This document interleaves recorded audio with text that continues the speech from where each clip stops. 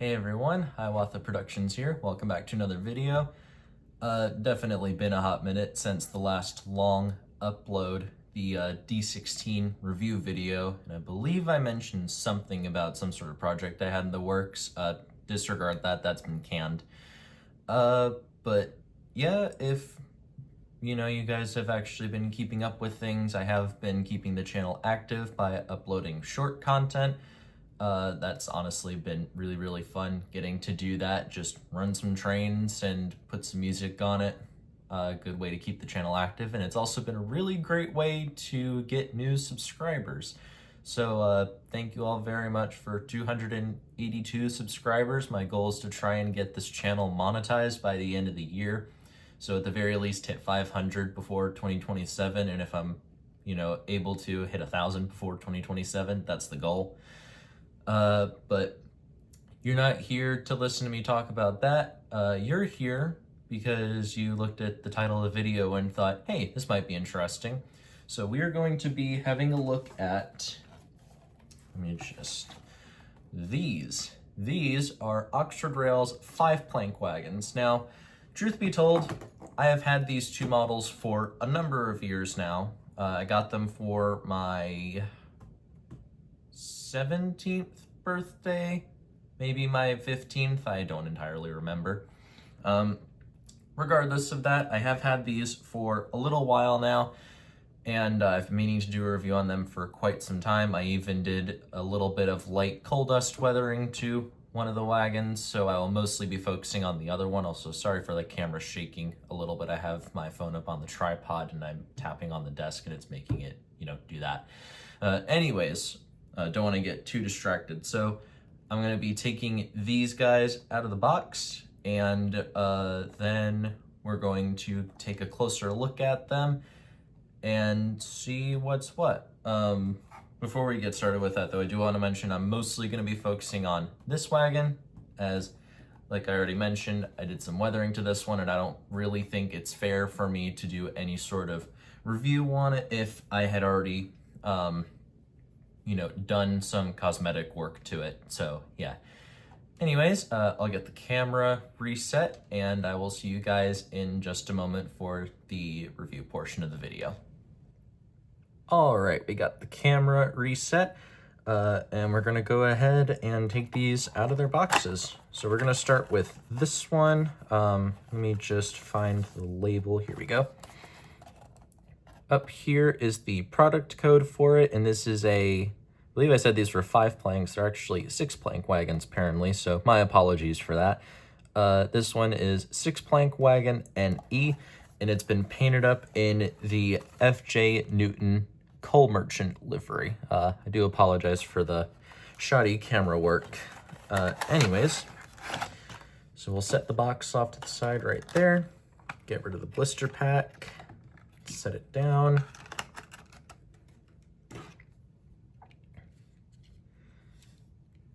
Now, I will say I really like these models. Oxford Rail has done a fantastic job with all of their wagons in my experience. I haven't had any bad experiences with the ones that I've gotten so far, and I don't really see that changing for, hopefully, so long as I'm buying models from them. But yeah, this one looks really nice. I will say it looks very dull on camera with all the coal dust weathering, but all things considered, it's still in remarkably good condition. I've gotten a lot of use out of it, as well as a lot of my other Oxford Rail wagons, and they still look factory fresh, which is something that I'm very happy about. Next one we've got here, this one's in the Northeastern livery. This one's a pre-weathered version. There's the product code. This one is labeled as LNER 6-plank mineral wagon weathered. So we're going to take this out of its box.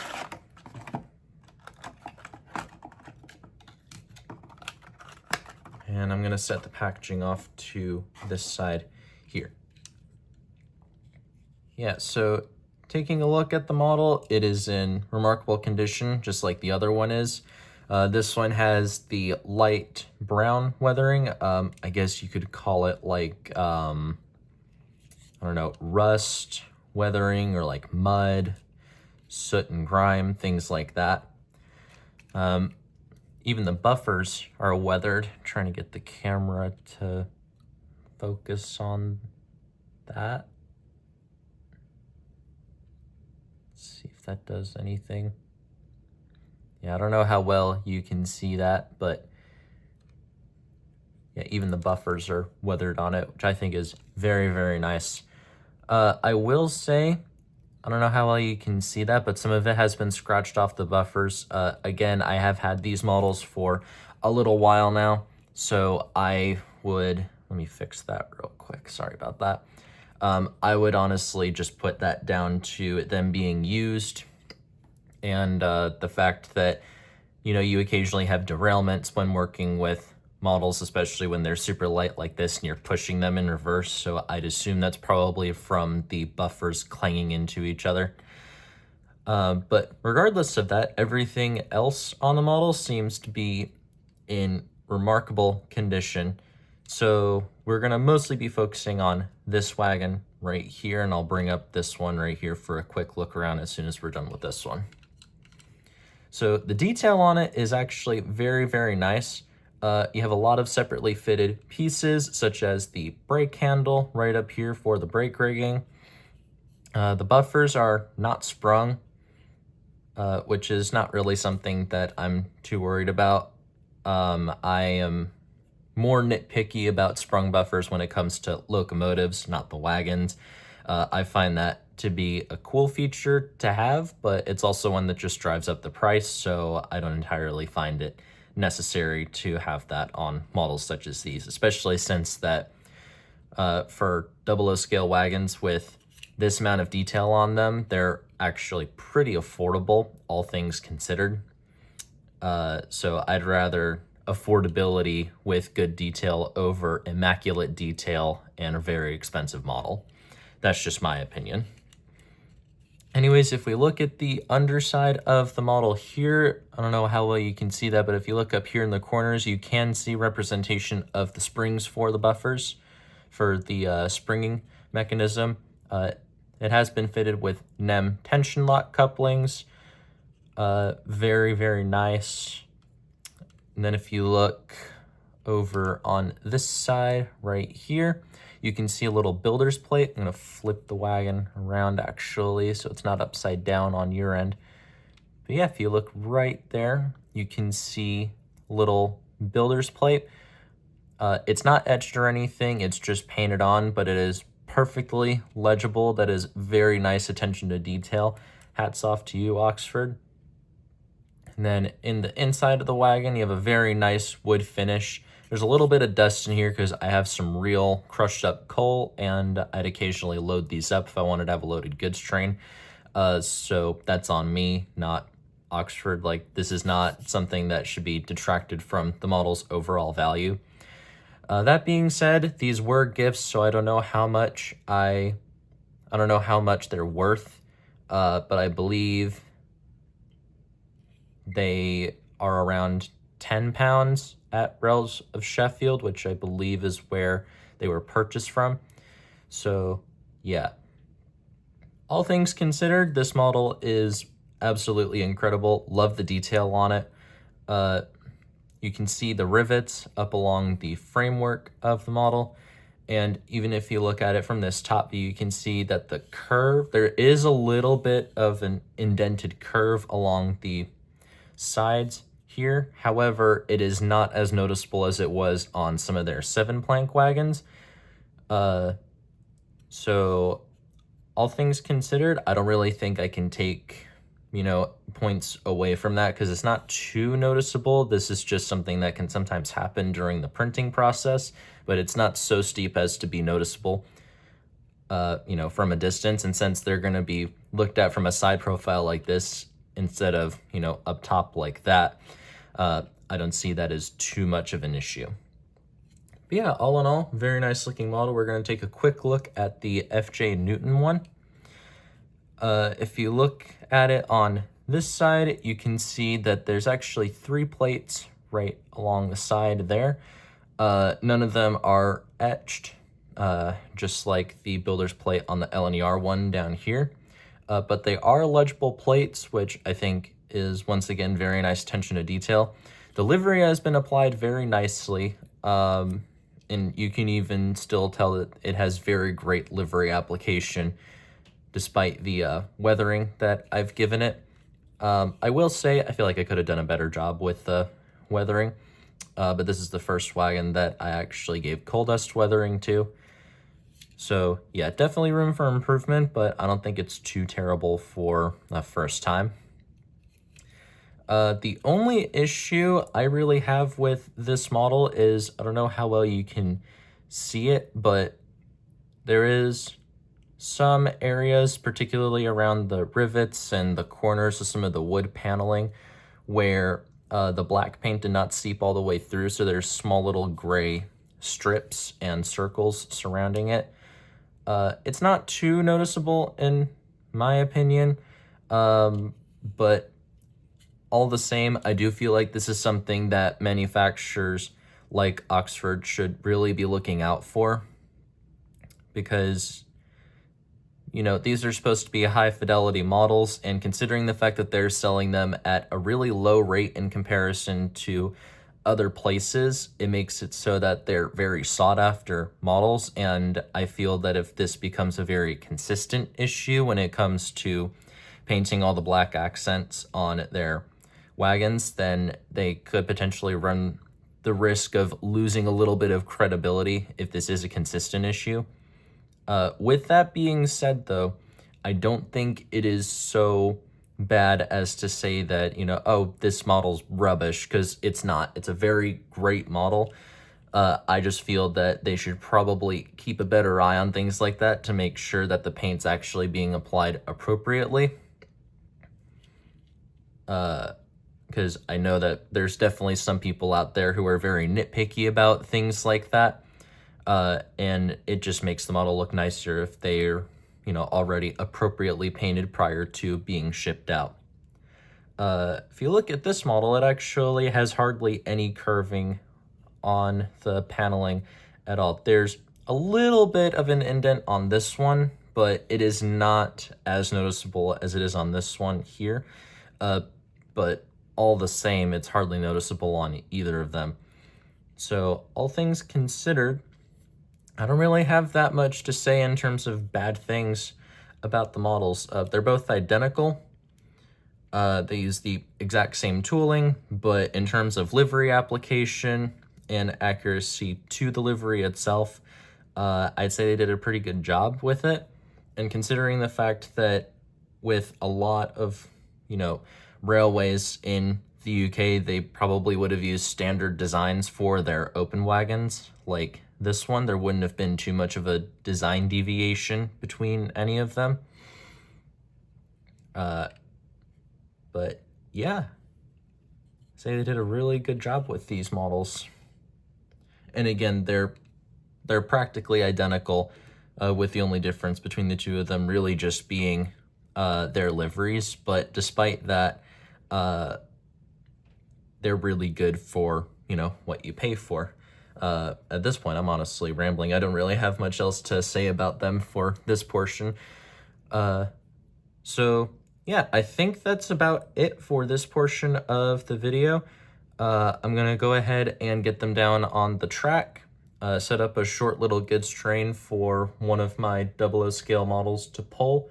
Haven't decided which one is going to be doing that yet, but it'll just be a train of open wagons. And we're gonna get them down onto the line, do a little rolling test real quick, get them attached to a train, get some shots of them running, and then I will share my final thoughts at the end of the video. See you in just a moment. All right, we are down onto the floor where I have the track set up. So really quick, let me put that model off to the side there. We're gonna do a quick little rolling test. I apologize for the shaky camera work. I'm just holding my phone in one hand while I do this part of the video. So gonna start from here, then give it a little push. As you can see, it rolls very, very nicely. It's a little bit of an uphill slope on this section going up into the curve. So yeah, if I give it a little nudge there, it does roll back down a little bit because again, it's a slight downhill slope on that section. No idea why.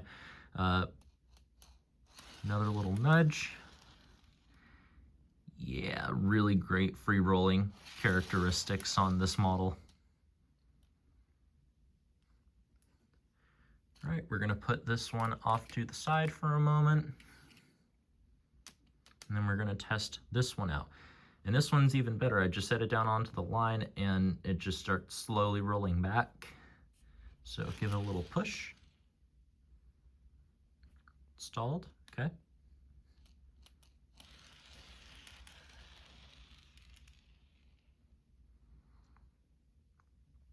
That one took a lot longer to slow down to a stop, which is very, very nice to see.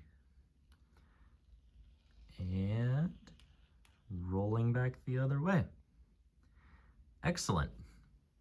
So I'm gonna take this wagon here, gonna attach the two of them, do one last little rolling test. They did move back slightly.